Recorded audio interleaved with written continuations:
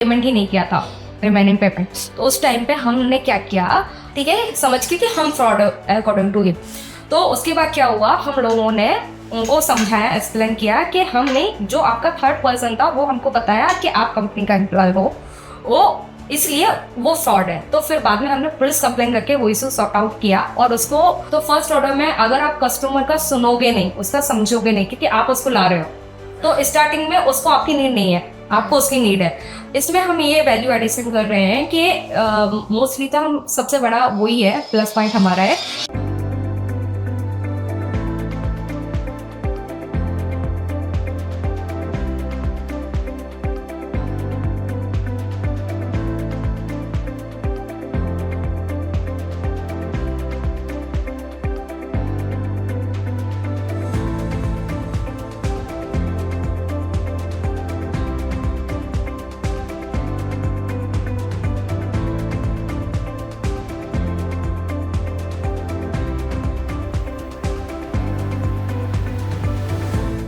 Hi ma'am, कैसे हो? मैं ठीक हूँ।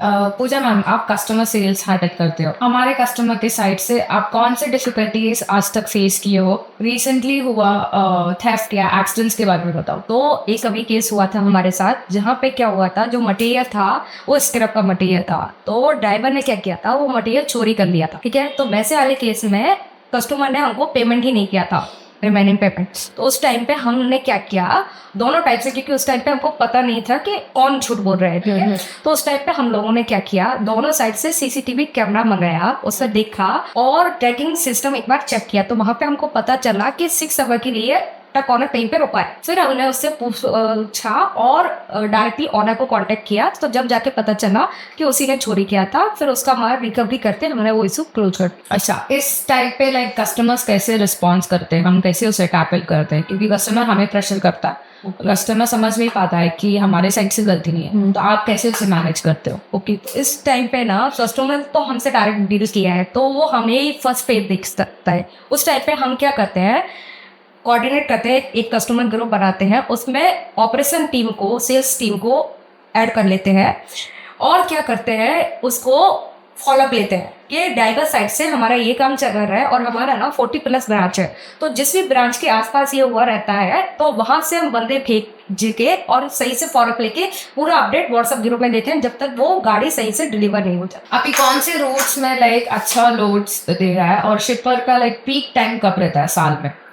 के साल में ना हमारे पास मोस्टली अभी दिसंबर में बहुत अच्छा ऑर्डर गया है हमारा। जनवरी में थोड़ा लो था, फरवरी से फिर से अच्छा ऑर्डर आना स्टार्ट हो गया है। एंड मंथली देखा जाए तो मंथ एंड में हमेशा हमारे पास स्लीपर का अच्छा ऑर्डर होता है। कौन से रीजन्स में लाइक अच्छा प्रोवाइड? तो मोस्टली ना बैंगलोर, चेन्नई, कोई मतलब ना, यहाँ पे आपको बहुत अच्छे सीपर मिलते हैं। बाकी नॉर्थ और मुंबई साइड में, मुंबई में भी बहुत अच्छा रिस्पॉन्स है, नॉर्थ में थोड़ा सीपर का इशू है। मैम, कौन से रीजन्स में शिपर का लोड इस साल अच्छा गया, और हमारे साइड से ज्यादा कनेक्टिविटी हमने किधर किया? ओके, तो बेसिकली ना हम लोगों का जो मैक्सिमम कनेक्टिविटी होता है वो साउथ साइड होता है। साउथ में लाइक चेन्नई, बैंगलोर, कोयम्बतूर, ठीक है।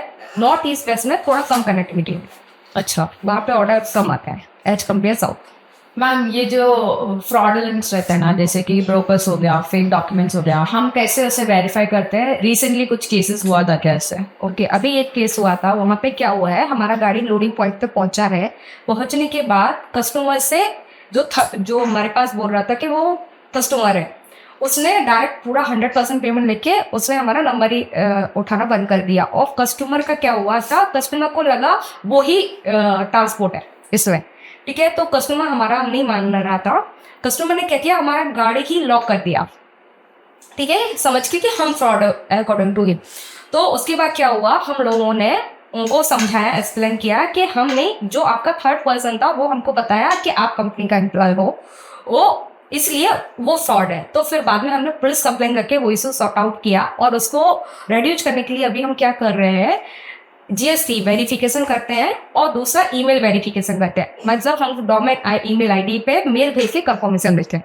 ठीक है, ठीक है। और जो ब्रोकर्स है कैसे डॉक्यूमेंट्स हमें दे रहे हैं, सकते हैं? हाँ, ब्रोकर क्या होता है, मोस्टली ब्रोकर के पास ना जीएसटी सर्टिफिकेट नहीं होता है, तो वो एलआर प्रोवाइड करते हैं। तो अभी एज ऑफ नाउ हम ट्रांसपोर्ट पे ज़्यादा मतलब कि ये ट्रांसपोर्ट ब्रोकर पे ज़्यादा फोकस नहीं कर रहे हैं, हम सीपर पे ही फोकस कर रहे हैं। तो उनको हम वैसे ही वैलिडेट कर रहे हैं जीएसटी और ईमेल के थ्रू। क्योंकि शिपर हमें ट्रस्ट करके लैक्स वर्थ ऑफ गुड्स देता है, वो करेक्ट, क्योंकि और वो भी हमें लाइक अगर नया प्लेटफॉर्म जैसे वो रीच कर रहा है तो शिपर को लगता है कि हम रेलेवेंट है कि नहीं करके, उससे भी एक डर रहता है। उसके बीच में अगर ऐसे कुछ इंसिडेंट्स हो गया तो आप शिपर के पास कैसे कोऑर्डिनेट करते हैं? हमारा टीम कैसे कोऑर्डिनेट करते हैं? ओके, तो मोस्टली क्या होता है, फर्स्ट टाइम हम ही कस्टमर से इंटरेक्ट कर रहे हैं, तो उस टाइम पे क्या जाता है, वो कस्टमर को कोई भी इशू जाएगा, वो ऑपरेशन वाले या अदर टीम के पास नहीं जाएगा, वो हमारे पास आएगा। तो उस टाइम पे क्या होता है, जैसे बाई चांस ड्राइवर कॉल नहीं पिकअप कर रहा है या सेम लोकेशन बार बार दिख रहा है, ट्रैकिंग में सेम लोकेशन आ रहा है, तो वैसे वाले केस में या कोई एक्सीडेंट हुआ है या किसी भी टाइप का केस हुआ है, जैसे ही हमारे पास हाईलाइट होता है, हम क्या करते हैं, रिस्पेक्टिव पर्सन का व्हाट्सएप ग्रुप बना लेते हैं, उसमें करके ड्राइवर से ट्रक ओनर से सही से फॉलोअप लेके सारा कुछ अपडेट करते हैं। और जो जैसे मैंने बताया, जो हमारे पास का ब्रांच है, वो मेंबर जाके डायरेक्टली कोऑर्डिनेट करके क्लोज करते हैं उस इशू को। हमारा ज्यादा ब्रांच रहना और ग्राउंड ट्रैफिक पर्सन रहना कितना हेल्पफुल है और कितना इंपॉर्टेंट है लॉजिस्टिक्स बिजनेस को? ये अभी तो मैं बोलूंगी कि फर्स्ट ऑर्डर के लिए ये बहुत ज्यादा यूजफुल है, क्योंकि स्टार्टिंग में ना कस्टमर आप पे ट्रस्ट नहीं करते हैं, तो आपको 1-on-1 मीटिंग करना होता है, कस्टमर को बोलना होता है, उनके नियर जो भी ब्रांच है वो जाके मीट कर सकता है, उनको कोई इशू फेस हो रहा है तो हमारा पर्सन उनके पास जाके वो कोऑर्डिनेट कर सकता है। तो ये ना मतलब कि आपको स्टार्टिंग में बहुत हेल्पफुल रहता है, क्योंकि बाद में अगर 1-2 ट्रिप कस्टमर ऑलरेडी ले रहा है तो उसको ट्रस्ट आ जाता है। तो फर्स्ट ट्रिप में, फर्स्ट कम्युनिकेशन में लोकल एड्रेस होना, लोकल ब्रांच होना बहुत जरूरी है। कस्टमर रिलेशनशिप आप कैसे बिल्ड करते हो? कितना इंपॉर्टेंट है कस्टमर रिलेशनशिप? वो करना बहुत जरूरी है, क्योंकि ये फर्स्ट ऑर्डर है। तो फर्स्ट ऑर्डर में अगर आप कस्टमर का सुनोगे नहीं, उसका समझोगे नहीं, क्योंकि आप उसको ला रहे हो, तो स्टार्टिंग में उसको आपकी नीड नहीं है, आपको उसकी नीड है, तो आपको उसका सुनना है कि वो किस पर्पस, उसका मेन पॉइंट क्या है। ठीक है, कुछ कस्टमर होते हैं जिनको कम रेट में गाड़ियां चाहिए, कुछ कस्टमर होते हैं जिनको सिक्योरिटी चाहिए, तो वो बेस पे हमको उनको वैसा सर्विस देना होता है। तो वैसे ही हम उनको हैंडल करके, जैसे जिसको कम रेट में गाड़ी चाहिए, जिनका डेली लग रहा है लेकिन कम रेट में चाहिए, कुछ लोगों को रेट का इशू नहीं है लेकिन उनको क्या चाहिए, सिक्योरिटी चाहिए, तो उनको वैसा ही बात करके, वैसा डील करके क्लोज कर। आपकी टीम में मैम कितने लोग हैं अभी? अभी मेरी टीम में 55 समथिंग। आप कैसे मैनेज करते हो टीम मेंबर्स से? आप क्या एक्सपेक्ट करते हो, कैसे गाइडेंस करते हो? तो ये ना सीपर का काम है, तो आपका हर कस्टमर डेली ऑर्डर नहीं देगा, तो ये जॉब ना थोड़ा डीमोटिवेटेड है कि आप कस्टमर को बार बार मीट कर रहे हो लेकिन आपको रिस्पॉन्स 0 आ रहा है। इवन जो न्यू मेंबर ज्वाइन करते हैं उनका 1-2 मंथ टोटली 0 जाता है, तो they are too much demotivated that time. तो हम लोग क्या करते हैं, उनको या तो हमारी तरफ से हेल्प करके, उनका जो टीएल है, ठीक है, वो हेल्प करके उनको कोऑर्डिनेट करके वो 1 काउंट दिलवाते हैं, जिससे उनको मोटिवेशन आए कि what is the work, what is the process. ठीक है, दूसरा क्या होता है कि उनको ना हर 3 मंथ में, क्योंकि सेल्स में क्या है, कभी अप है कभी डाउन है, ठीक है, तो जब अप होता है तो बहुत अच्छा है, जब डाउन जाता है तो बहुत लो है। तो उस वाले केस में उनको मोटिवेट रख के, उनका नंबर ला के क्लोज करके, उनको मोटिवेट रख के क्लोज करते हैं। मैम, अगर डिफिकल्टी सिचुएशंस जो आपका टीम हैंडल करता है, ऐसे कुछ हो गया इश्यूज, तो आप उन्हें कैसे मैनेज करते हो? आपने क्या सिखाया? तो 80-90% केसेस हैं जो हमारे पास सेम ही आते हैं और उनका सेम ही सॉल्यूशन होता है। तो जो टीएल हम हैंडल कर रहे हैं, उनको हम पहले से ट्रेन करके रखते हैं, तो वो जो 80-90% प्रॉब्लम होते हैं वो खुद ही हैंडल कर लेते हैं। ठीक है, team member can contact to their TL और वो इशू सॉर्ट आउट हो जाएगा। बाकी के जो न्यू इशू आते हैं, लाइक जो उनके लिए भी न्यू है, तो अभी जो मोस्टली फील्ड टीम क्या करती है, फील्ड के इशू को डायरेक्टली हैंडल करने का ट्राई करती है। हम जस्ट उनको गाइड करते हैं, बाई चांस अगर वो इशू सॉर्ट आउट नहीं कर रहे हैं तो हम डायरेक्टली कस्टमर से बात करके वो इशू को सॉर्ट आउट करने का ट्राई करते हैं।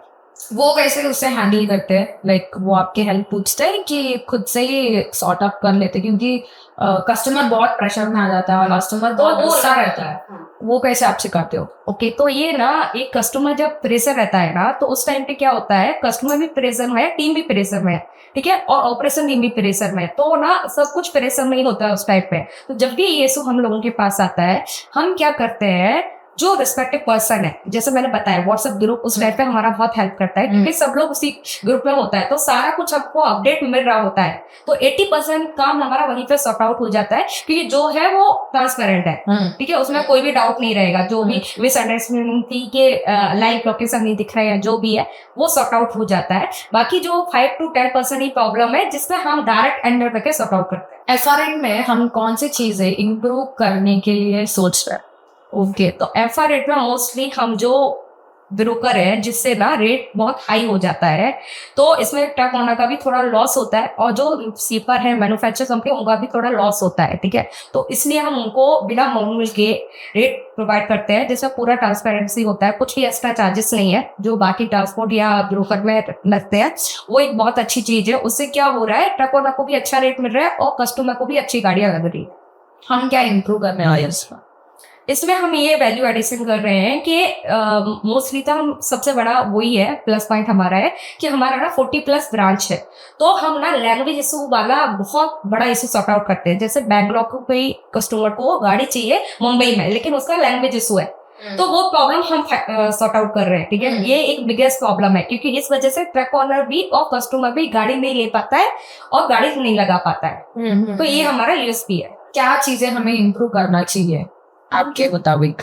कस्टमर सर्विस में हमें इस चीज को बेटर करना चाहिए। ये सब हमारा अच्छी चीज है जो एफआरएट कर रहा है, और इससे ज्यादा कस्टमर्स और ट्रक ओनर्स को हेल्प हो रहा है। कौन सी चीजें पे हम और वर्क करना चाहिए? कस्टमर साइड से क्या इश्यूज आ रहा है? तो अभी जो है वो जो हमारा ऐप है, तो initial point lot of customer ना वो ऐप डाउनलोड नहीं करना चाहते हैं, तो उस वजह से क्या है ना, उनको डायरेक्ट रेट नहीं मिल पाता है, ठीक है। वो हम व्हाट्सएप मैसेज या डायरेक्ट ही कॉल या मैसेज के थ्रू दे रहे हैं, तो वो इशू है थोड़ा डिजिटली हमें स्टॉक देंगे।